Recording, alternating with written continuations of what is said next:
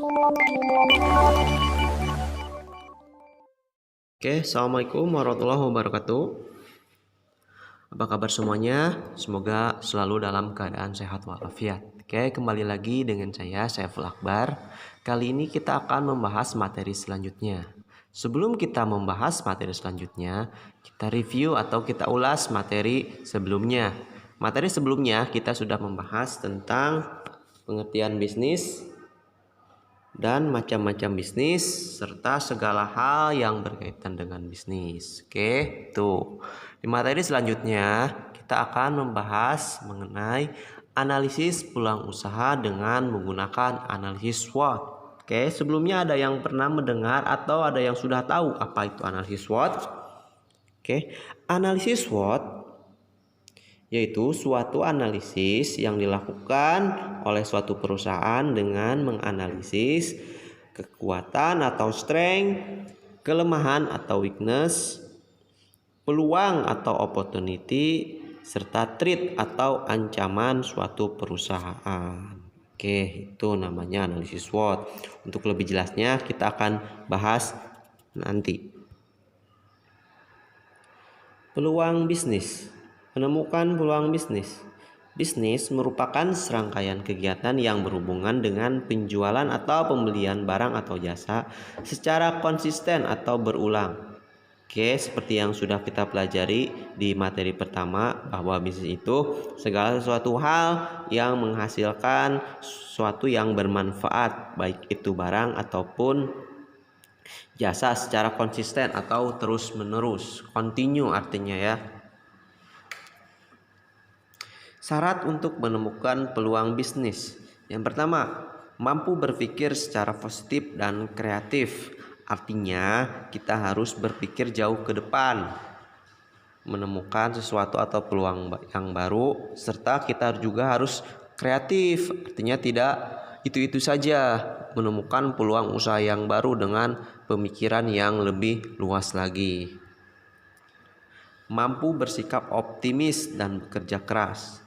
Optimis artinya kita tidak mudah berputus asa, memandang jauh ke depan, selalu bersemangat, selalu termotivasi untuk melakukan sesuatu yang belum pernah kita lakukan sebelumnya. Artinya pantang menyerah, dan tentunya kita harus bekerja keras. Tidak ada sesuatu yang kita capai, keberhasilan yang kita capai tanpa usaha dan kerja keras seseorang.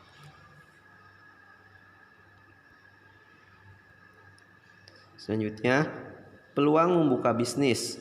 Peluang bisnis yang potensial memiliki ciri-ciri sebagai berikut. Produk memiliki nilai jual yang tinggi. Ya, artinya kalau kita ingin memulai suatu usaha, usahakan produk tersebut itu bernilai tinggi walaupun bahan dasarnya itu bisa dikatakan murah. Contohnya saja, kalau kita ingin membuat usaha yang berbahan baku dari singkong, kalau kita mungkin menjual langsung singkongnya paling dihargai di pasar sekilonya itu cuma 1.000 atau 2.000. Coba kalau kalian rubah bahan dasar singkong tersebut menjadi sesuatu yang bernilai tinggi. Contohnya bisa kalian olah menjadi singkong keju ya, atau keripik balado rasa keju, rasa barbecue dan lain sebagainya. Itu pasti memiliki nilai yang lebih tinggi lagi. Selanjutnya, memenuhi kebutuhan masyarakat. Nah, apa sih yang dibutuhkan masyarakat pada saat itu? Apa sih yang dibutuhkan masyarakat di suatu tempat? Tentunya kita harus melihat dengan jeli kebutuhan suatu daerah. Ya, jangan asal menjual produk yang tidak dibutuhkan oleh daerah tertentu. Ya. Kerugian yang minimal, ya pasti kalau kita berjualan atau berbisnis tidak lepas dari yang namanya rugian, ya tidak selalu mulus dengan apa yang kita inginkan atau yang kita usahakan. Tentunya ada sedikit atau banyak mungkin kerugian yang akan kita dapatkan, tapi diusahakan kerugian tersebut itu seminimal atau sekecil mungkin. Dengan cara apa tadi? Kita harus memenuhi kebutuhan masyarakat, atau produk yang kita jual itu memiliki nilai yang tinggi. untuk meminimalisir kerugian. Jenis usaha tidak musiman. Nah, ya, sering banyak pedagang-pedagang atau pebisnis yang cepat muncul dan cepat tenggelam. Artinya apa? Dia menjual barang cepat laku di pasaran, tapi beberapa hari, minggu, atau paling lama beberapa bulan produknya atau usahanya itu bangkrut atau tidak ada lagi. Kenapa? Karena penjual atau pebisnis tersebut itu menjual barang yang sifatnya musiman, hanya sementara, tidak untuk selamanya. Ya, usahakan kalau kalian ingin membuka suatu usaha atau bisnis, menjual produknya yang tidak musiman, artinya dibutuhkan oleh masyarakat sepanjang waktu. Contohnya apa? Makanan, ya, makanan juga jangan monoton. Ya, jangan itu saja. Kalian harus terus berinovasi, karena salah satu ciri masyarakat itu adalah cepat bosan. Gak mungkin kan kita makan yang itu saja. Ya. Contoh produk yang sempat jaya, kita ambil contoh es. Dulu ada yang sempat jaya itu es kepal Milo. Ya, itu sempat booming sekali. Banyak orang mencari di mana-mana dan banyak penjual yang menjual produk tersebut. Tapi ya bisa kalian lihat sekarang ada nggak es kepal Milo? Nggak ada kan? Nah, itu pun sama. Sekarang juga marak produk-produk olahan dari kopi. Kopi dijadikan segala macam bentuk rupa, jadikan apa ya? Ya, kalian bisa lihatlah di pinggir-pinggir jalan itu. Nah, itu saya prediksikan tidak akan lama, karena masyarakat itu cenderung menginginkan sesuatu yang baru. Oke, itu. Jadi peluang yang potensial memiliki ciri-ciri sebagai berikut. Produknya memiliki nilai jual tinggi, memenuhi kebutuhan masyarakat, kerugian yang minimal, dan jenis usaha tidak musiman. Yang terakhir, bertahan lama di pasar, ya. Itu pasti peluang bisnis kalian lebih bagus nantinya.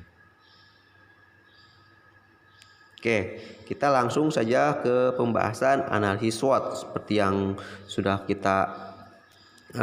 saya jelaskan di awal, bahwa analisis SWOT itu adalah suatu bentuk analisis situasi dengan mengidentifikasi berbagai faktor secara sistematis terhadap kekuatan-kekuatan atau strength, kelemahan-kelemahan atau weakness, kesempatan atau opportunity, serta ancaman atau threat dari lingkungan sekitar untuk merumuskan strategi yang tepat bagi perusahaan. Ya, intinya dalam analisis SWOT itu kita menganalisis kekuatan, kelemahan, kesempatan, dan ancaman dari perusahaan pesaing kita. Dengan begitu kita akan mudah nantinya untuk mengelola pasar. Seperti itu. Komponen dasar analisis SWOT. Oke, kita lebih jelas. Saya jelaskan lebih lengkap lagi di sini. Yang pertama, kekuatan atau strength, yaitu analisis kekuatan, situasi ataupun kondisi yang merupakan kekuatan dari perusahaan kita. Nah, perusahaan kita kira-kira memiliki kelebihan atau kekuatan apa dibandingkan dengan perusahaan yang lain, sehingga itu menjadi nilai lebih dari perusahaan kita. Kita harus tahu betul kekuatan perusahaan kita apa. Selanjutnya, kelemahan, yaitu analisis kelemahan, situasi ataupun kondisi yang merupakan kelemahan dari suatu perusahaan. Tentunya suatu perusahaan tidak serta-merta atau tidak selalu memiliki kekuatan. Tentunya ada kelemahannya. Nah, kita harus analisis kelemahannya seperti apa. Peluang, yaitu analisis peluang kondisi yang merupakan peluang suatu perusahaan dan memberikan peluang untuk berkembang bagi perusahaan di masa depan. Kira-kira kita bisa nggak memanfaatkan peluang dari kelemahan perusahaan lawan? Apa kira-kira yang menjadi peluang kita untuk kita berkembang di masa yang akan datang? Nah, itu kita analisis. Selanjutnya, ancaman, yaitu suatu analisis ancaman yang harus dihadapi oleh perusahaan untuk menghadapi berbagai faktor lingkungan yang tidak menguntungkan pada suatu perusahaan yang menyebabkan kemunduran. Nah, ini yang paling berbahaya, ancaman atau trade. Tentunya banyak perusahaan yang sama jenis produknya ya, yang sama, hampir sama harganya, dan banyak perusahaan yang memiliki ciri tersebut. Contohnya saja perusahaan handphone. Nah, perusahaan handphone atau perusahaan teknologi itu sangat berkembang pesat saat ini. Banyak produk yang sejenis ya, memiliki ciri atau fitur yang sama serta harganya relatif sama. Contohnya saja produk dari Cina seperti Oppo, Vivo, Xiaomi ya, itu bersaing ketat dengan produk asal Korea Selatan, dalam hal ini Samsung. Nah, Samsung itu menjadi ancaman yang paling nyata bagi produk Cina tersebut, atau sebaliknya ya, produk Cina menjadi ancaman yang serius bagi produk Samsung itu tersendiri ya. Artinya produk tersebut itu masing-masing memiliki kelebihan dan kekurangannya. Oke, itu analisis SWOT. Manfaat analisis SWOT. Analisis SWOT bermanfaat apabila menentukan bisnis perusahaan secara jelas menuju masa depan, serta dapat menjadi ukuran menilai keberhasilan manajemen dalam menjalankan usahanya. Itu manfaat analisis SWOT.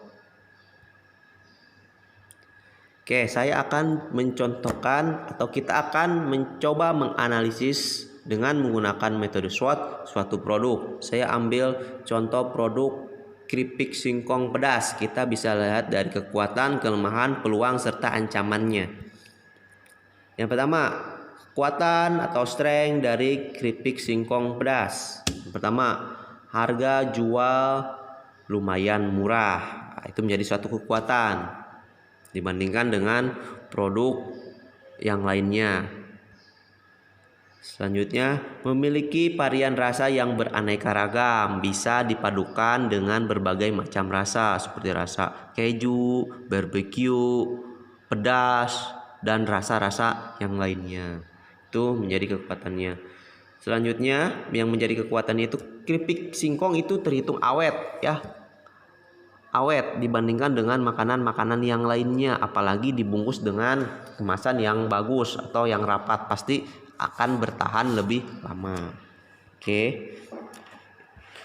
itu kekuatannya. Sekarang kelemahannya, kemasan relatif tidak menarik ya. Rata-rata kalau keripik singkong itu dibungkus begitu saja di plastik, terus dibakar dengan cara merapatkannya. Nah, itu mungkin kurang menarik gitu, apalagi kalau produk tersebut masuk supermarket kayaknya tidak layak untuk dijual, kecuali kemasannya itu dibuat semenarik mungkin ya, bisa dijual di minimarket atau supermarket. Terkesan makanan kampung ya, memang tidak bisa dipungkiri kalau singkong itu adalah makanan yang diidentikan dengan makanan kampung. Ya, memang seperti itu, susah merubah image. Singkong itu berasal dari kampung memang ya. Peluangnya, makanan yang merakyat, jelas semua orang pasti suka singkong. Dikenal oleh seluruh rakyat Indonesia. Peluang pasar sangat besar. Apalagi kalau dijual di Indonesia, bisa dijual dari Sabang sampai Merauke, dari Aceh sampai ke Papua, bisa. Yang terakhir, ancamannya, banyak cemilan yang lebih modern. Ancaman dari pihak luar ya, maksudnya cemilan yang lebih modern tentunya ya. Banyak sekali snack yang modern yang lebih disukai orang. Kenaikan harga bahan baku yang tidak stabil ya. Kadang kalau misalkan kita susah mencari bahan baku, dalam hal ini singkong, di pasaran, pasti bahan bakunya lebih mahal. Persepsi masyarakat tadi, persepsi masyarakat dalam hal ini singkong itu adalah makanan kampung. Nah, itu yang susah sekali dirubah di mindset atau pikiran masyarakat, dan itu menjadi suatu ancaman bagi kelanjutan produk keripik singkong ini. Oke, itu saja yang bisa saya sampaikan di materi Kita yang kedua, sebelum saya mengakhiri, kita ulas sekali lagi ya. Jadi metode SWOT itu adalah suatu metode analisis dengan menggunakan atau mengidentifikasi kekuatan atau strength, kelemahan atau weakness, opportunity atau peluang serta ancaman dari suatu perusahaan. Ya, seperti itu SWOT. Jadi kalian harus ingat. Oke, itu saja yang bisa saya sampaikan. Untuk selanjutnya, apabila ada yang ingin ditanyakan, kalian bisa langsung tanyakan kepada saya lewat kolom komentar atau mungkin kalian bisa japri melalui WhatsApp. Dari saya cukup sekian. Billahi taufiq wal hidayah. Assalamualaikum warahmatullahi wabarakatuh.